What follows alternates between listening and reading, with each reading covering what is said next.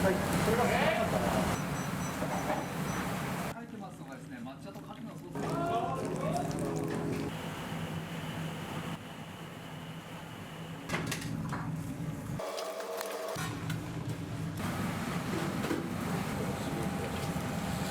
ス。海系の乾物でですね、出汁を取って、で出汁を取った出汁で出汁を取ってっていうのをこう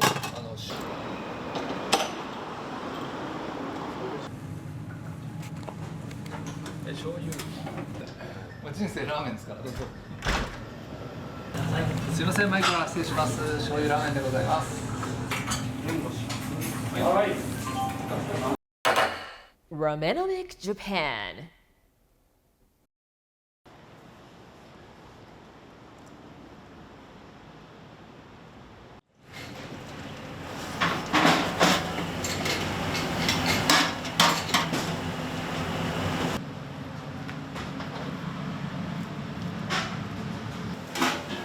Valeu.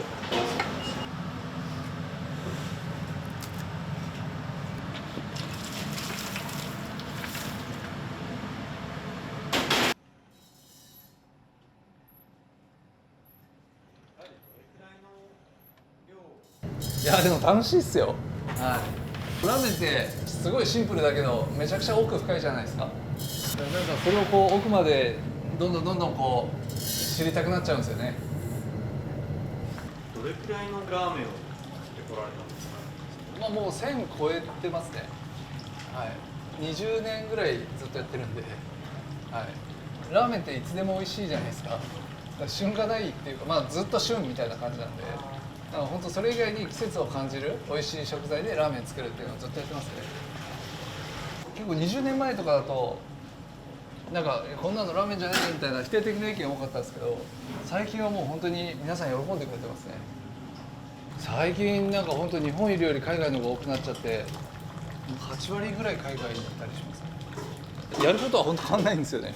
もう本当にずっとラーメンを作り続けてるっていう感じなんですけど、まあ、場所は最近日本より海外が増えちゃってますね。国でいうと今7カ国ぐらいにちょっと広がってて、結構そっちにいることが多いですね。この時期に日本に帰ってこられた理由というか。あ、そうですね。今ね、牡蠣が美味しいシーズンじゃないですか。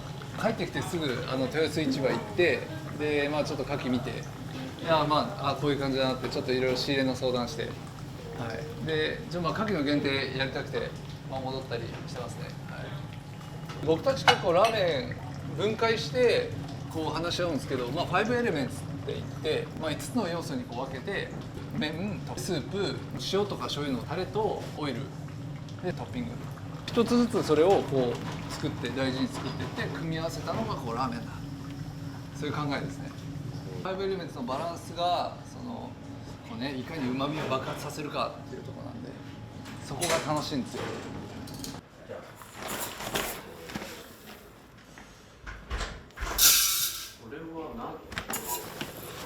これは原爆で、小麦粉の、製粉からやってるんで、石臼でひかないとやっぱり熱が出て香りが飛んじゃうんですよね。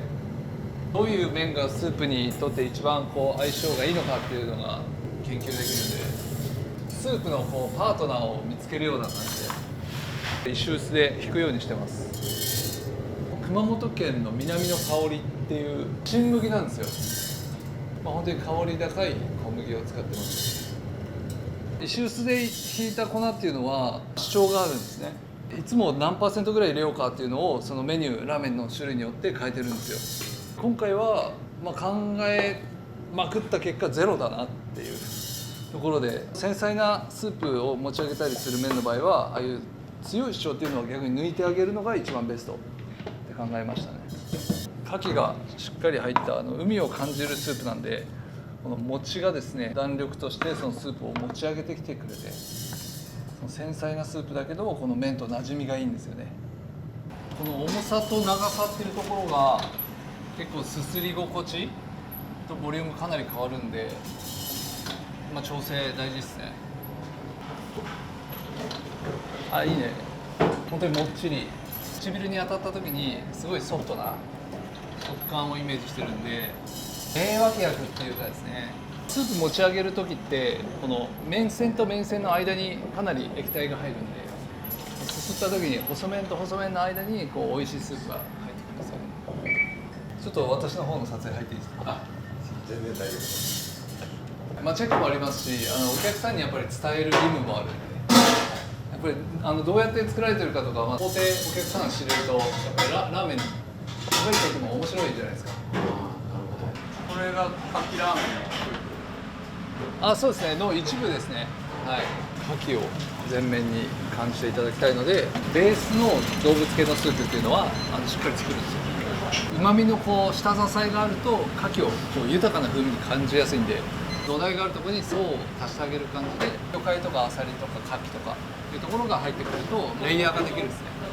スープ食べた時にこうなんかいろんなこう味が余韻として入ってくるんですよ。牡蠣を入れればいいってもんじゃなくて、やっぱり牡蠣を感じてもらうためにどれぐらいがまあ程よくお客さんとしてもこうね幸せになってもらえるかっていうところが大事じゃないですか。どういった食材で支えていくのかとか、まあ、全体に対してどれぐらい牡蠣が入るのかっていうのが大事ですよね。ラーメンは全てはバランスですよ。これはいろんな海のですね旨味が詰まった塩タレっていうタレですね。オイルっていうのはまあ丼に入れるオイルだったりトッピングする前にかける油をまあオイルとしてセグメント分けしてますね。そうするとさらにこうスープにこうふくよかなオイスターの香りも入ってくる。海系の乾物でですね出汁を取って、で出汁を取った出汁で出汁を取ってっていうのをこう醤油でいう再仕込み醤油みたいな、ちょっと教えられないですけどね。これはもう完璧企業秘密。これはそうですね、はい、これはもう秘密の塩タレですね。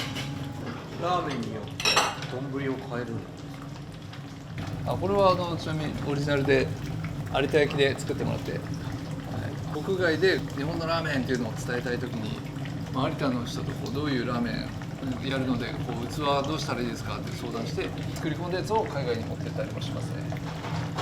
世話な話ですけど結構お高いんじゃ。いやまあそうですけど、まあ、そこを頑張る価値があるというか、はい、やっぱりすごい保温性も高くてラーメン結構熱々ずっとキープできるんですよ。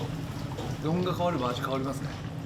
やっぱり、まあ、何より香りの立ち方が違うから、はい、醤油とかだと香りが広がるようにちょっとこう間口広めにしたり、塩だとこっちで、まあ、もうちょっとこう深めにしてこう顔を近づけて食べていただくようにして、そうすると繊細な風味なんかもこうちゃんと伝わるっていう。焼き上がったチャーシュー、まあ、切ってその日のスープと合わせて一回味見て営業入るって感じです。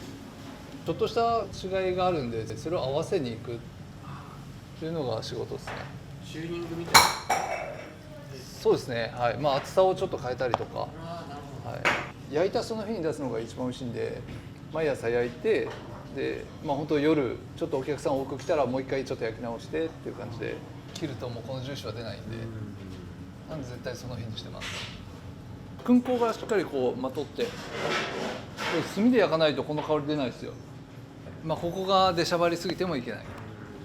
だからまあビールと食べるチャーシューにしてみたら味はちょっと薄いですよね。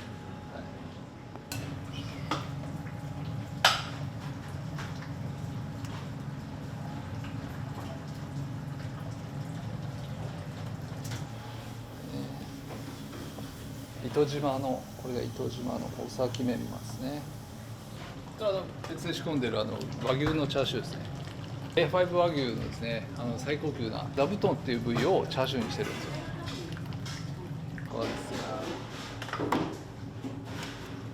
これは自家製の牡蠣のあんですね。後半ぐらいから味の変化を楽しんでいただくと。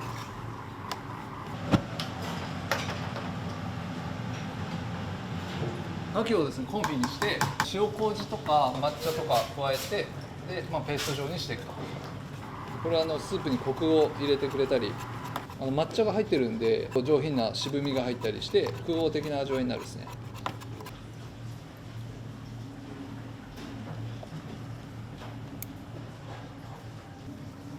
できた。はい、ありがとうございます。はい。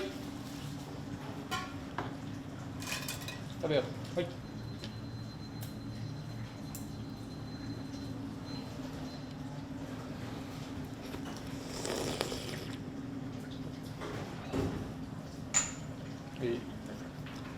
これよ、うまい。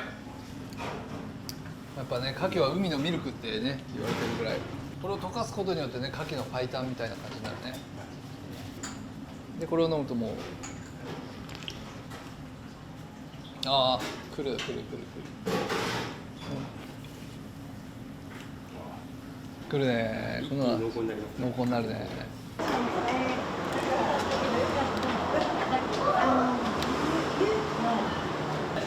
どうぞ。どうぞいらっしゃいませ。どうぞ中の方へ。どうぞいらっしゃいませ。茨城から茨城から。あ、そうですか。ツイッターというか X で限定を始めるということで、ぜひと思って、はい。いらっしゃいませ。いらっしゃいませ。いらっしゃいませ。いらっ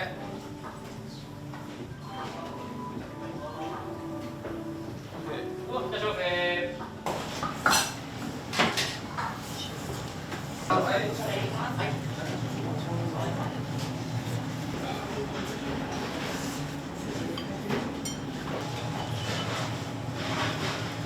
いけますか。はい。いらっしゃいませ。いらっしゃいませ。すごいクリーミーで美味しいです。ありがとうございました。牡蠣も煮すぎていなくてプリプリしていて、メンマも美味しくて、で和牛も美味しくて、飽きないで最後まで食べれる。とても美味しかったです。お客さんどうでした、反応。喜んでくれてました。よかった。やっぱりラーメンはもう今20年お店やってから経ってますけどね、もう飽きないですね。本当に表情に出るじゃないですか。あれ美味しかったって言っていただくのが本当に楽しいですよ。ずっとこうそれを更新してってる感じですかね。はい、生み出す苦しみみたいなのはたまにありますけど、でもやっぱりやりたいの方が多いんで、最近だと海外でその日本のラーメンをこう食べていただく機会が多いので、この日本の伝統調味料とかですね、伝統製法で作られた食材なんかをラーメンにして海外の方に喜んでいただくっていうのが、最近はそういったのがやりがいであったりしますね。はい、日本ではありえないリアクションとかしょっちゅうありますね。食べ終わって厨房まで入ってきてなんか最高だーみたいなこと言ってくれるんですよ。本当はああいったのは本当にやりがいですね。はい、Enjoy my ramen。はい。